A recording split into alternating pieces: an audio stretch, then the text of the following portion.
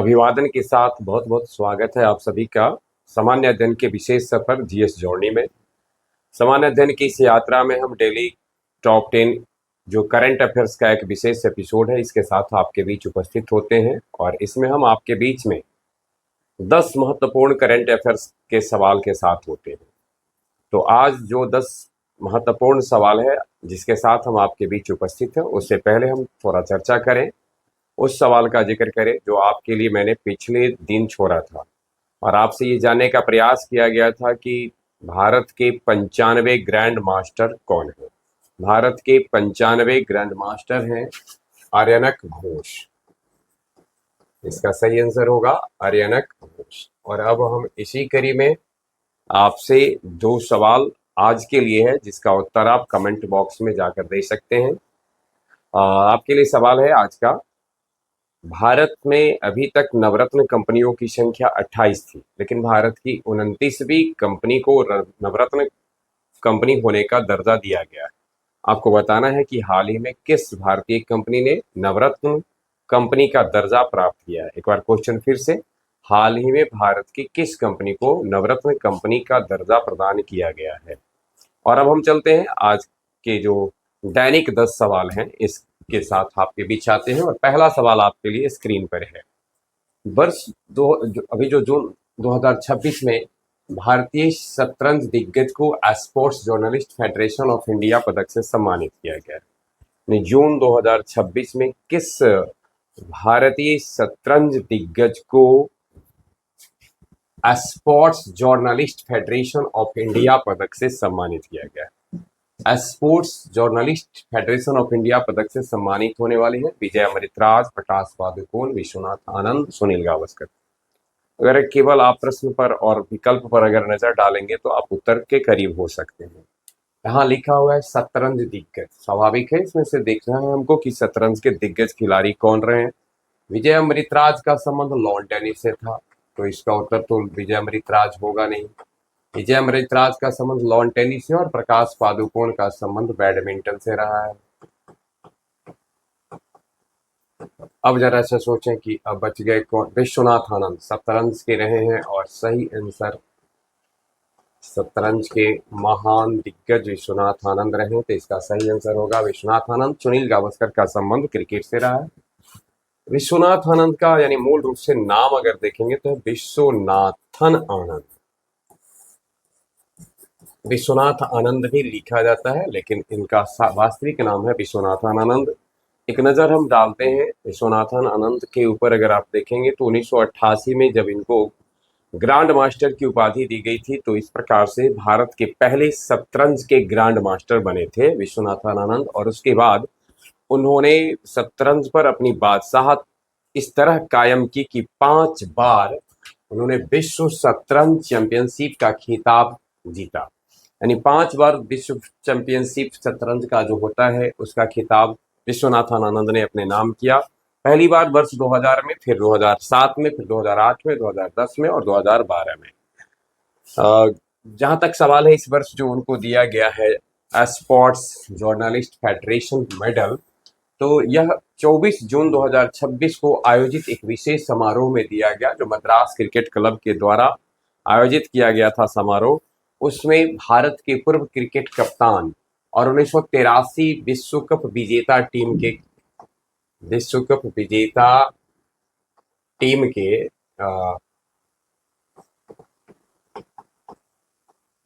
उद्घाटक बल्लेबाज कृष्णमाचारी श्रीकांत के द्वारा विश्वनाथन आनंद को यह पदक प्रदान किया गया है। अगर आपसे ये पूछा जाता कि विश्वनाथन आनंद को यह पदक जो मिला है sports journalist federation of India पदक को किसके द्वारा दिया गया है, तो कृष्णमाचारी श्रीकांत के द्वारा ये पदक उनको प्रदान किया गया है। कृष्णमाचारी श्रीकांत भारत के पूर्व कप्तान भी रह चुके हैं और 1983 का जो विश्व कप कपिल देव के नेतृत्व में भारतीय टीम ने जीता था, उस टीम के उद्घाटक बल्लेबाज थे कृष्णमाचारी श्रीकांत। आज का दूसरा सवाल आपके लिए स्क्रीन पर है। ISSF जूनियर वर्ल्ड चैंपियनशिप 2026 कहां पर आयोजित हुई है। ISSF जूनियर वर्ल्ड चैंपियनशिप 2026 का आयोजन सुहल जर्मनी, लीमा पेरू, चांगवोन दक्षिण कोरिया, मास्को रूस में से कहाँ हुआ? यही आपको बताना है और इसका सही आंसर है सुहल जर्मनी में इसका आयोजन किया गया। एक नजर हम डालते हैं सुहल जर्मनी में आयोजित होने वाले ISSF जूनियर चैंपियनशिप की। तो इस वर्ष 16 जून से 26 जून 2026 के मध्य ISSF जूनियर चैंपियनशिप का आयोजन किया गया। यह निशानेबाजी के लिए जैसा कि नाम से ही स्पष्ट है, इंटरनेशनल शूटिंग स्पोर्ट फेडरेशन इसका फुल फॉर्म होता है। तो निशानेबाजी की स्पर्धा है जिसमें कुल 70 देशों के 800 से अधिक युवा निशानेबाजों ने हिस्सा लिया, जिनकी उम्र 21 वर्ष से कम थी। यानी 21 वर्ष से कम आयु के 800 युवा निशानेबाजों ने, 800 या उससे अधिक युवा निशानेबाजों ने इसमें हिस्सा लिया और भारत का इसमें दबदबा रहा। भारत नंबर 1 पर यानी पदक तालिका में शीर्ष पर भारत रहा।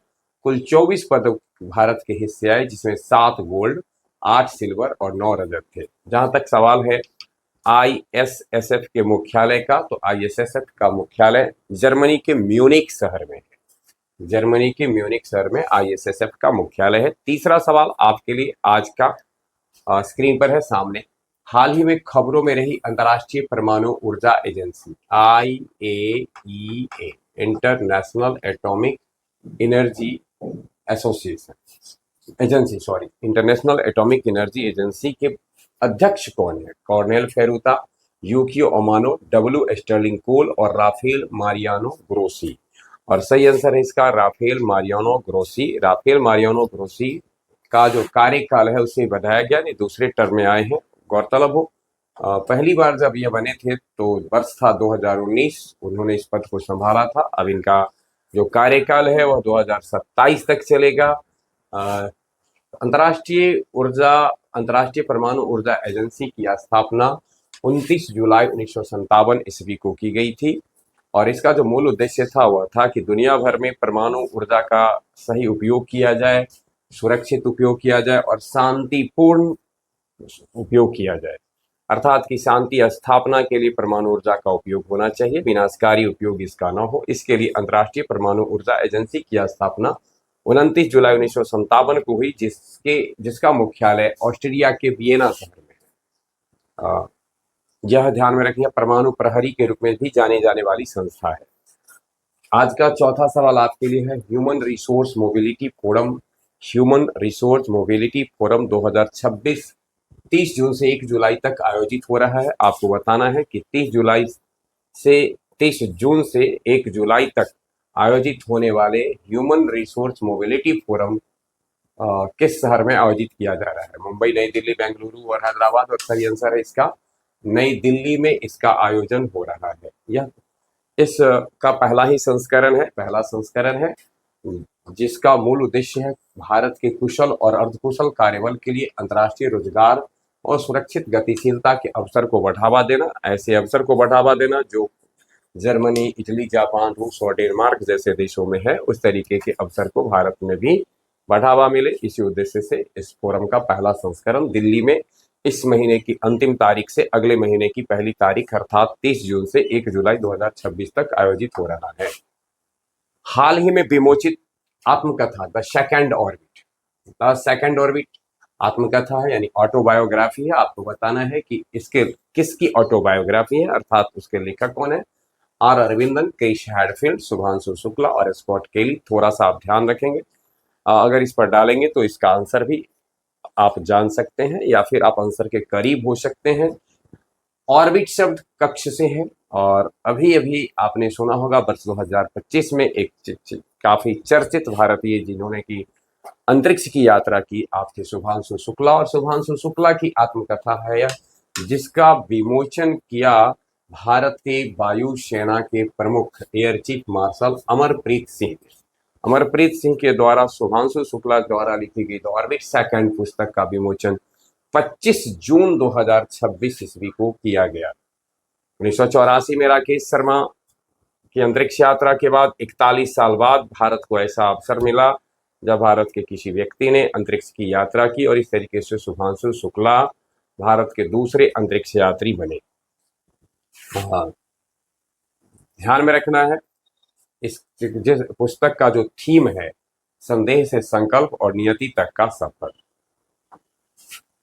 हाल ही में लॉन्च किया गया एयर सुविधा 2.0। एयर सुविधा 2.0 एक पोर्टल है जो उन देशों से जो आ रहे यात्रियों की सुविधा के लिए है जहां निम्न में से किस वायरस से ग्रसित यानी रोग, इस वायरस से प्रभावित लोगों की सुरक्षा के लिए लॉन्च किया गया है एयर सुविधा 2.0। अब आपको बताना ये है कि इनमें से किस वायरस से यात्रियों की स्वास्थ्य निगरानी के लिए एयर सुविधा 2.0 पोर्टल को लॉन्च किया गया है। एयर सुविधा 2.0 लॉन्च किया गया है हंता वायरस की से स्वास्थ्य निगरानी हेतु, या निपाह से, या इबोला से, या इनमें से कोई नहीं, और सही आंसर है इसका इबोला। यानी इबोला से सुरक्षा हेतु, यात्रियों की निगरानी हेतु एयर सुविधा 2.0 को लॉन्च किया गया 25 जून 2026 को। और यह जो लॉन्च किया गया है वह है नागरिक उड्डयन मंत्रालय और दिल्ली इंटरनेशनल एयरपोर्ट लिमिटेड के द्वारा एक digital contactless health self declaration portal है। 25 जून को ही आपने देखा कि उनकी जो पुस्तक थी शुभांशु शुक्ला की, उसको भी विमोचित किया गया और इस ऐप को भी लॉन्च किया गया। और 25 जून यह भी ध्यान में रखना है कि भारत में इमरजेंसी आपातकाल की घोषणा 1975 ईस्वी में भारत में इमरजेंसी आपातकाल 1975 ईस्वी में 25 जून को ही लगाया गया था। तब फखरुद्दीन अली अहमद देश के राष्ट्रपति थे। अगला सवाल आपका है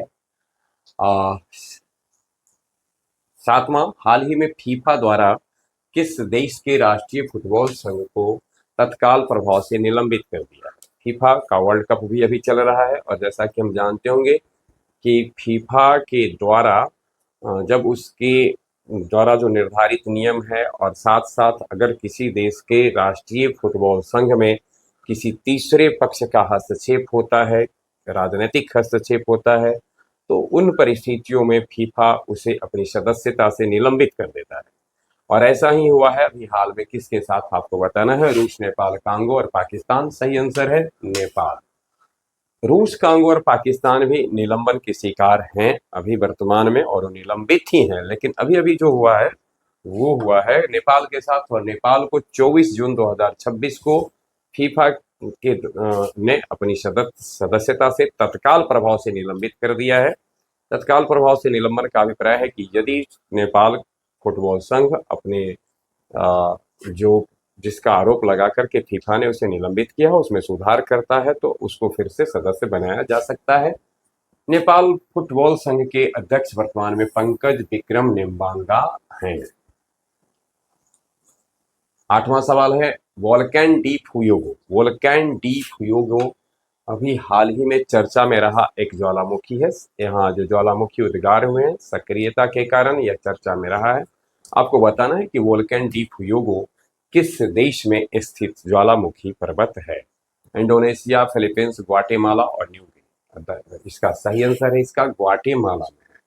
वोल्केन डी फुयोगो ग्वाटेमाला की राजधानी ग्वाटेमाला सिटी से 43 किलोमीटर दक्षिण पश्चिम में स्थित है। वोल्केन डी फुयोगो आपसे पूछा जाए तो कहाँ स्थित है, तो पहले तो ग्वाटेमाला की राजधानी ग्वाटेमाला सिटी से लगभग 43 किलोमीटर के दक्षिण पश्चिम में स्थित एंटीगुआ में, यानी वोल्केन डी योगो एंटीगुआ में है और इसका स्पेनिश भाषा में अर्थ होता है आग का ज्वालामुखी।